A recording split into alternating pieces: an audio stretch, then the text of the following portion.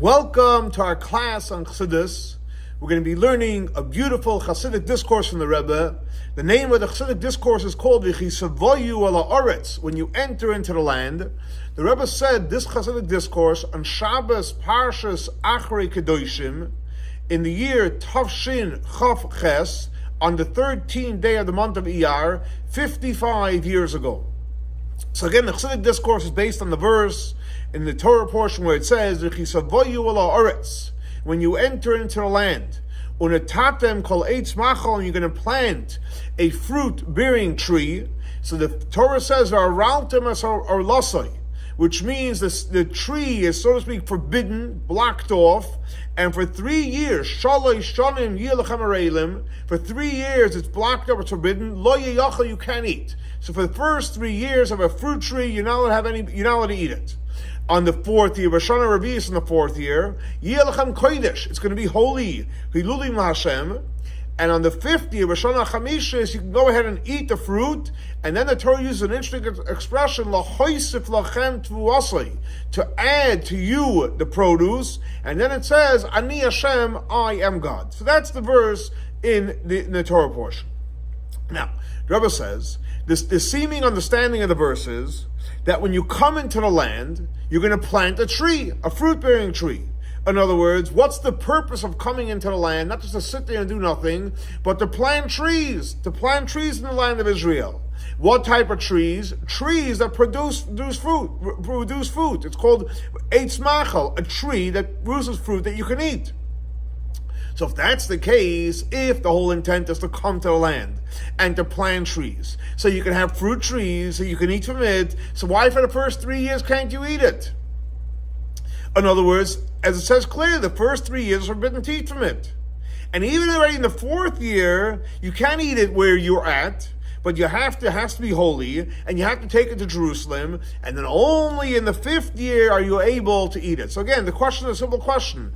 If the whole intent is to come to the land, to plant fruit trees, why can't we eat it? And the 4th year it's questionable, only in the 5th year. Also, we have to understand, what does it say in the 5th year?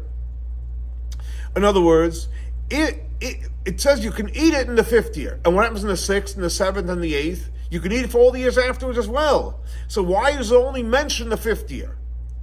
And as he should have said, from the 5th and onward. Or and we find this expression in the Torah where it says, from the 8th day and on, etc. So it could have said the 5th year and on. Okay. Also, we have to understand, the verse says, Lachoisif lachem tvuasai. It's going to be, the produce is going to be an abundance.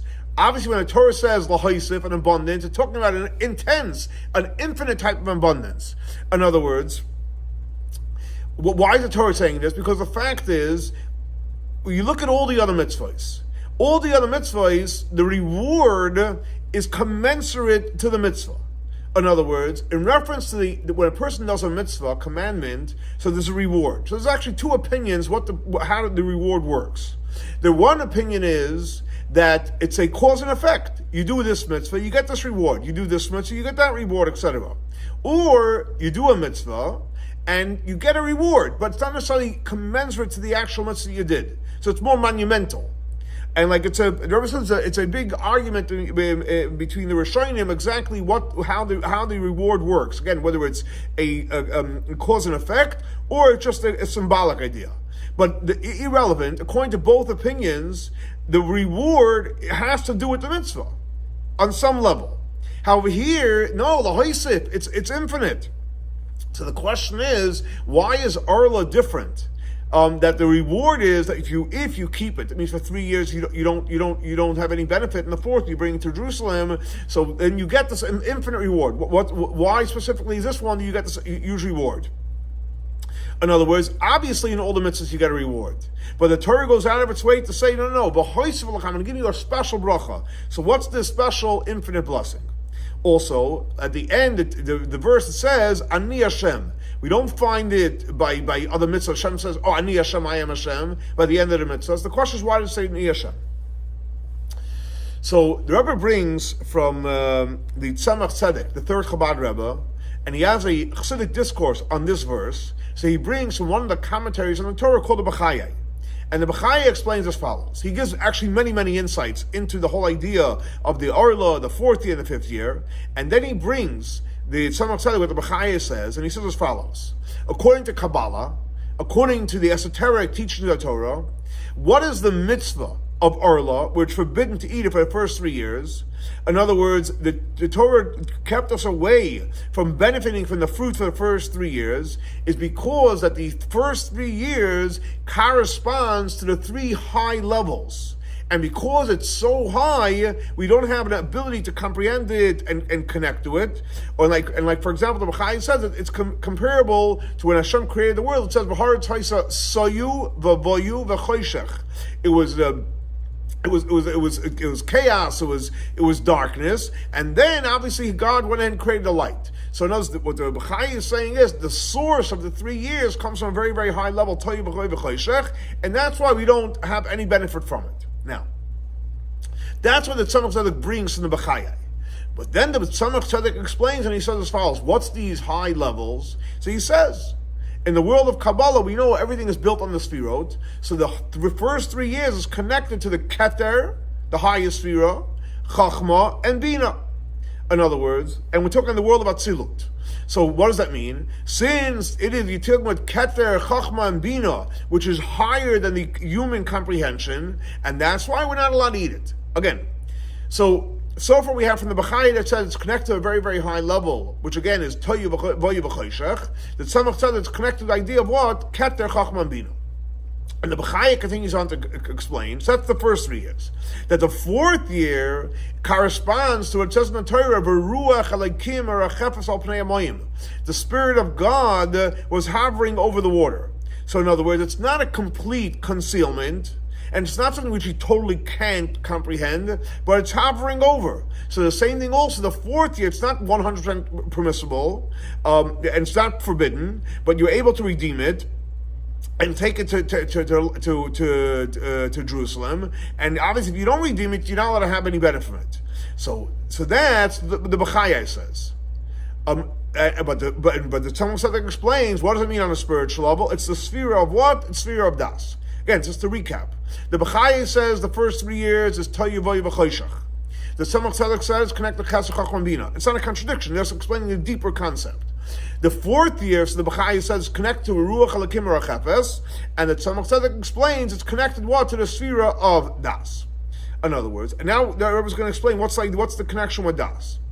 Because we know the Rebbe explains that Das, so on one hand, it's part of the Chachma and Bina, it's part of the intellectual world, but nevertheless, Das is already connected to the emotions, the 6 emotions. Like it's called, it's in Kabbalah, it's Maftecha de Kol Shis. It's the opening that has within it the 6 Sfirot of Chesed, Gvur, Tiferes, that's a Chod Yesod. In other words, even though Das is an intermediary between Chachma and Bina and the Midos, so in other words, it's connected to, so to speak, higher than Atzilut and Atzilut, between Keser, Chachma, and Bina, which is off the charts. But nevertheless, since Das, so we know the spheres, the way they work is Chachma is right, Bina is left, and Das is center. Same thing, Chesed, Gvur, Tiferes is center. But since Das is a center sphera, so in other words, since it's a center one, it's connected on high, on below, on all levels. In other words, it's like the concept of truth. In truth, there's no one truth here, one truth there. It permeates everything. So just like truth permeates everything, a centrosphere permeates everything. So Das has the ability to connect to Chachma and Bina, but also has the ability to connect to the Midos. So obviously, just like it's on high and connected to Keter and Chachma and Bina, it also has a relationship and a way to connect on the lower spheres. So therefore, because it has that magical touch that it can connect to Keser, Chachma and Bina and connect to the Midos, so that's why that's the quality of Das.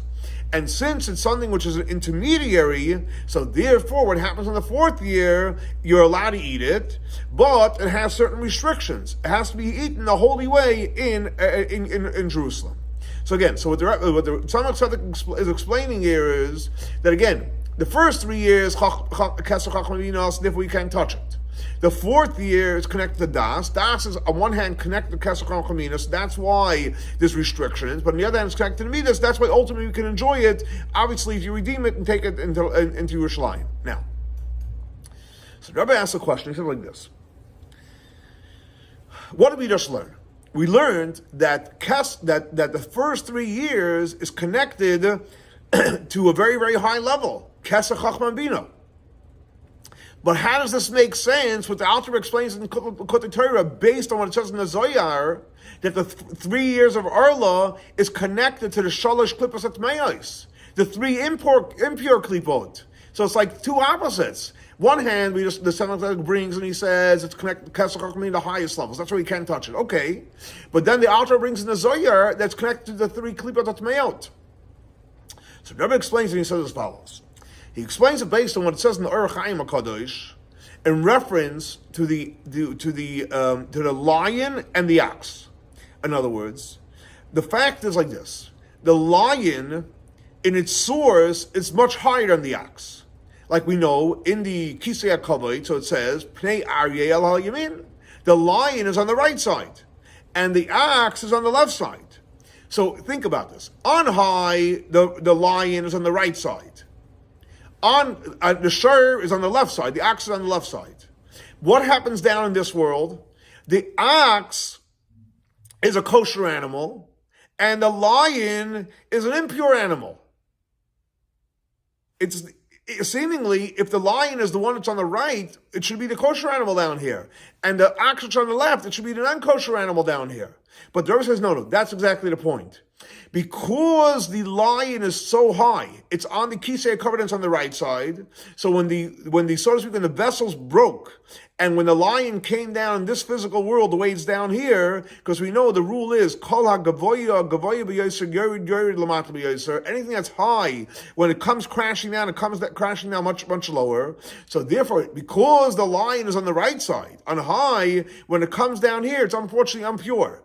However, the face of the ox is only on the left side, and it's lower than the lion. So even though it's in the chariot, but when it comes down here, it remains kosher. In other words, even when it comes down here, it doesn't get disconnected because it wasn't so high. So in other words, so what do you see from here? That the lion, in its source, it's much higher. When it comes down, unfortunately, it's impure. The ox, it's not so high. It's lower than the lion, but when it comes down here, it remains kosher. So based on this, Rebbe explains beautifully, this is the reference to what? The first 3 years of Arla. In its source, the first 3 years of Arla, where they connect to on a very, very high level. Their level, like the Tzemach Tzedek said, Keter Chachma Bina. However, when they come down here, because it was so high, it falls so low, and it's connected, unfortunately, to 3 klipot atmeyot, the 3 impure klipot, which is forbidden to eat and forbidden to have any benefit. Up to the point where the Alter writes in Tanya, and he gives an example of 3 klipot atmeyot. He gives an example from Arla. So what the Rebbe explained just now is, to recap, that on one hand we just learned that the first 3 years is connected to very, very high. And on one hand, why is it part of the 3 klipot atmeyot? And the answer is, he gives the example, just like from the lion, which is higher in the Kisei HaKavod. When it comes down here, it's impure. The shur is a drop lower. When it comes down, it's pure. The same thing also, the first 3 years, in its source, it's very, very high. Kesach Chachma Bina. But when it comes down here, unfortunately, it goes into the 3 klipot atmeyot. So Rebbe says, seemingly, we have to understand. One second. The fact is, God created the world, and He put us in the world, and the purpose is that we should serve Hashem in this world. As it says in the prophet, Gamas ha'olam nasim b'libam. God gave this world in our heart, and we should transform the world. In other words, the whole purpose Hashem created the world is so we should be here and transform and elevate the world. So if that's the case, how do we transform and elevate the 3 klipot atmeyot? If the first 3 years we can't eat the produce, so there's no blessing, you can't elevate it. We're here to elevate stuff. The first 3 years, let's work it out. Let's transform it. And Rebbe says he's going to explain it based on what's explained in the Hasidic discourses, the difference between transformation, in Hebrew it's called avodas habirurim, and tests. There are certain tests. In other words, the transformation of the 3 impure klipot, the way you transform it is by resisting, engaging in it. In other words, by not getting involved in it. And it bothers you, that's how you create the transformation. So it's a powerful idea. Certain things we are mevarer, certain things we transform, and certain things it's test, not to touch it. Now, when you overcome the test of not touching it, that's how you transform it. So the three certain things, let's say, are kosher, you make a blessing, you eat it, you elevate it. Certain things that are not kosher, the way to elevate it is by refraining from touching it or engaging with it. So the same thing applies to the three klipot tatmeot. Yes, we're here to transform it. The way you transform it is don't touch it. And this, they're explaining deeper, this is the basic difference between the 365 negative precepts and the 248 positive precepts. Why? Because the fact is, the 248 positive mitzvot, how do you transform them? By engaging in it. Every mitzvah, tefillin, you put on tefillin, kashrut, you keep kosher, Shabbat, you keep Shabbat. So every one of the 248 commandments, of the positive ones, how do you elevate them? By doing it. But how do you deal with the 365 that you can't do? Not from a close place, but by not touching it. I don't want it. I don't have nothing to do with it. That's the way we transform. In other words, so the question is, what's higher? By doing a positive mitzvah or refraining from a negative mitzvah? So the Rebbe says that specifically, when you transform by abstaining 365 commandments, and by the pain that you have from it, you reach much higher. And let's explain in the classical teachings of the Rebbe Rashab in the year Tafrei Shamach Vav, that through pain you reach the level of tainig, which is the highest part of Keser. So the way to transform things that you can't do is actually by not doing it, and it's actually even higher. And through the pain of not doing it, you actually reach a deeper tainig, a deeper satisfaction. Now, after we go through the avodah for 3 years, think about it, you planted a tree and it's producing beautiful fruit, you'd love to have it, but you can't. Hashem says no. So for 3 years, you practice restraint, you don't touch it.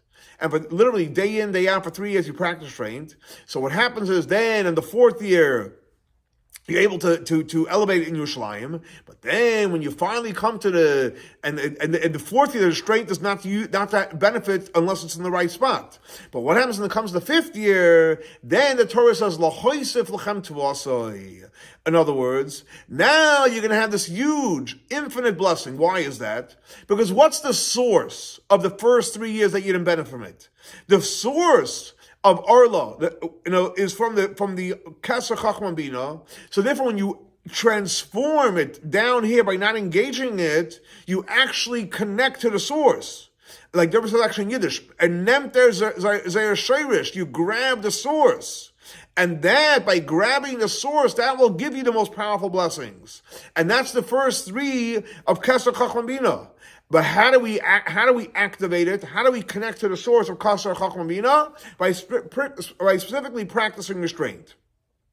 So what happens then is, in the 5th year, you have lahoisif lechem tuvasai. You have a whole different level of blessing. But again, it's only the 5th only comes after you did the avodah of 3 and 4. When you practice the avodah of the 3 years, restraint, you're not doing anything. So what are you connecting to the source? And then when the 5th year, when you're able to consume it, you're actually bringing it into your world. And that gives you the greatest blessings. And now the Rebbe goes on deeper and he explains like this. What is the whole idea of the 5th year? So we know in Hashem's name, there's the Yud, the Hey, the Vav, and the Hey. Four letters. Now, on top of the Yud, there's something which is called the Koitze Shel Yud, the dot on top of the Yud.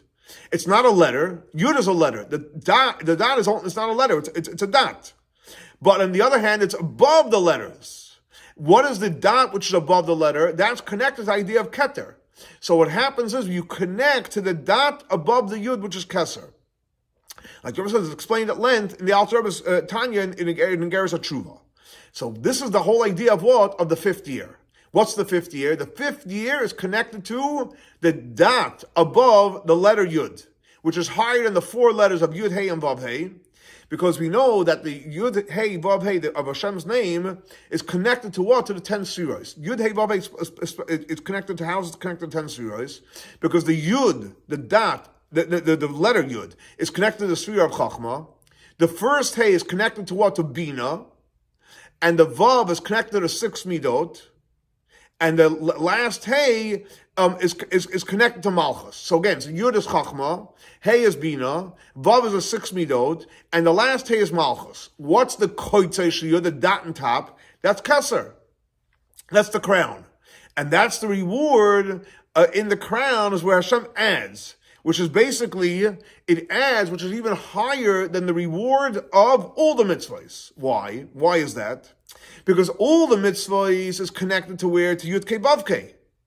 And like the Zohar says clearly, that there are mitzvahs that are connected to the Yud Kei Vav Kei. So he says in Aramaic, Amba de Talia Ba'atakla, just like grapes that are hanging on its branch. In other words, there are certain mitzvahs that are connected to the Yud of Yud Kei Vav Kei.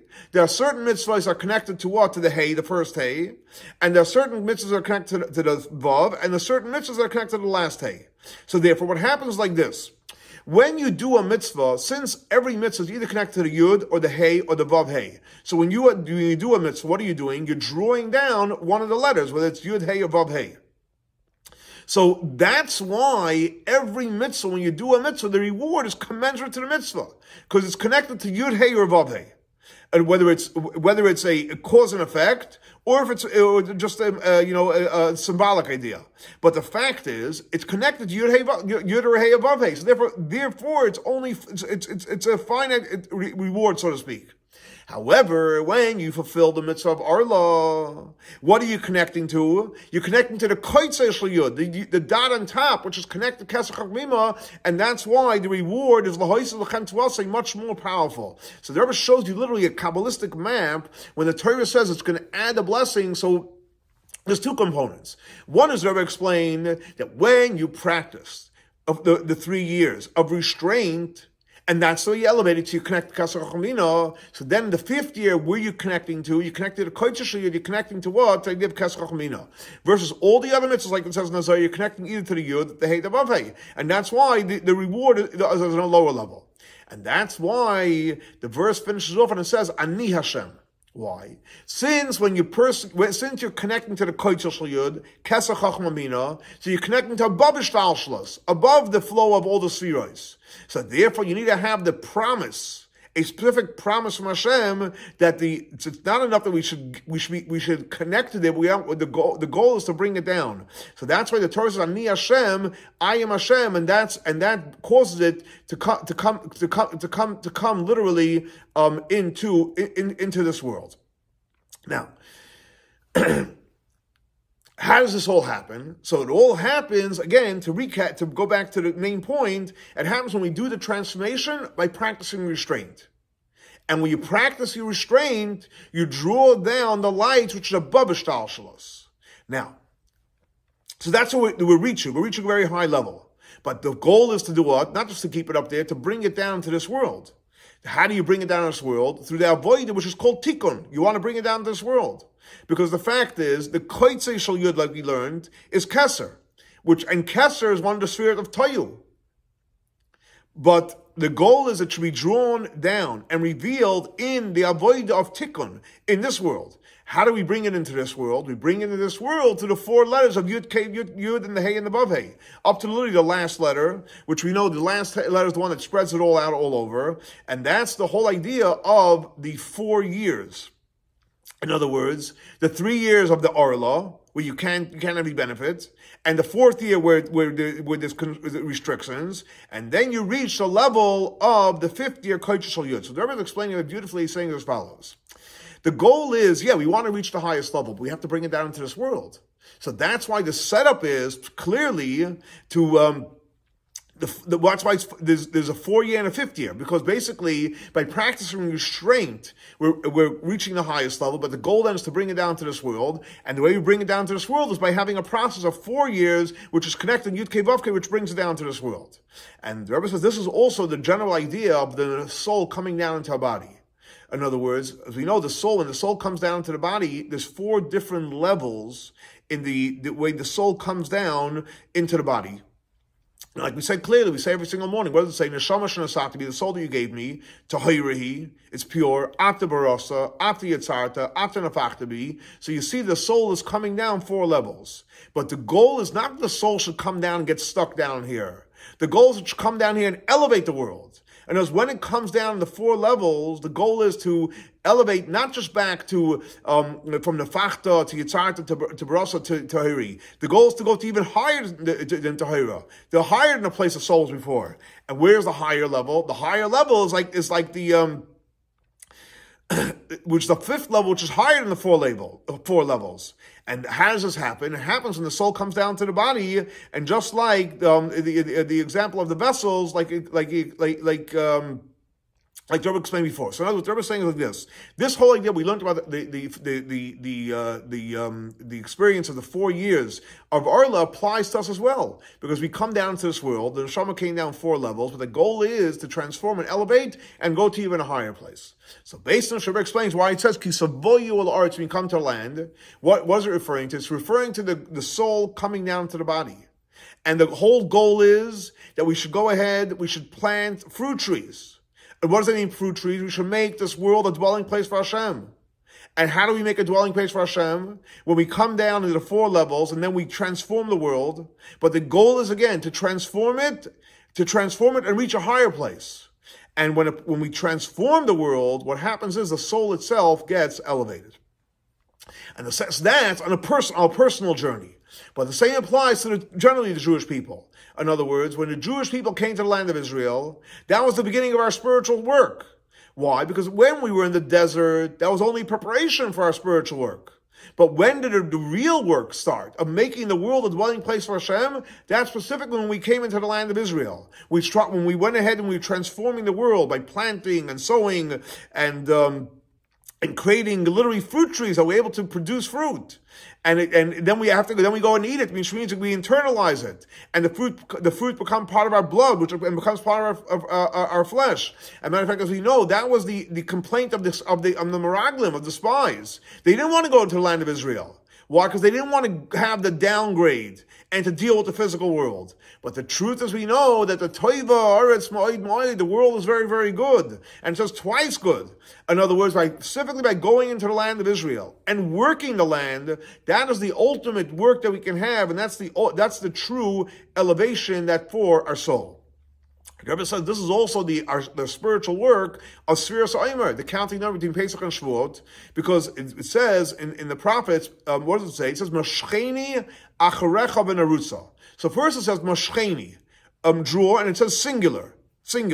Why singular? Because initially Mashcheni is referring to the godly soul. But afterwards, Narutza, who runs after Hashem, plural? If it's only the godly soul, how do you have plural? And the answer is because the godly soul initially is one drawing. The godly soul is schlepping, making it happen. But then Narutza, the goal is that there's 2 people running, the godly soul and the animal soul. Because the animal soul gets transformed and is on the same mission as the godly soul. And that's why the gift that's coming from Sfiras Omer is specifically from barley, which is food which animals eat, because the goal is to transform the animal part of the human being, and from there we make food out of wheat that people eat, that we are called obviously Adam, and through that we do our spiritual work of transforming the physical world and transforming our animal soul. We come to the part where it says in the prophets, Havi'ani HaMelech HaDorav, God brings me into his chambers. When did that happen? In Matan Torah. Because then when we have the Torah, when we're learning Torah, now we're one with Hashem. Literally, and the Rebbe says it in Yiddish, when you learn Torah, you're literally one with the king. And this is also a preparation for the ultimate redemption. Because we know Matan Torah is not going to be again. We only had Matan Torah once. And the Rebbe says again in Yiddish, it's not going to be Matan Torah again. So therefore, Matan Torah is a preparation for the revelation of the Torah of Mashiach. And that happens how? By us transforming our animal soul. And when we come into the land specifically, and we go into God's chamber, and God reveals all the secrets Up to the point where it finishes off, we're going to receive the Torah, besimcha, with joy, and pnimius, and in an eternal way. So again, we have another beautiful Chassidic discourse where the Rebbe explains the whole idea of Orla. I think it creates a whole new level in the power of restraint, which has the power to bring down the highest levels and to realize what our avoid in this world is, to transform our animal soul, and then we'll connect to God in the highest levels, and we'll all merit for the coming of Mashiach, and we'll receive the highest level of Torah, besimcha, b'primius. Let's hope and pray that our next class is in Yerushalayim, Ir HaKodesh. Have a great and blessed week. Shavua Tov.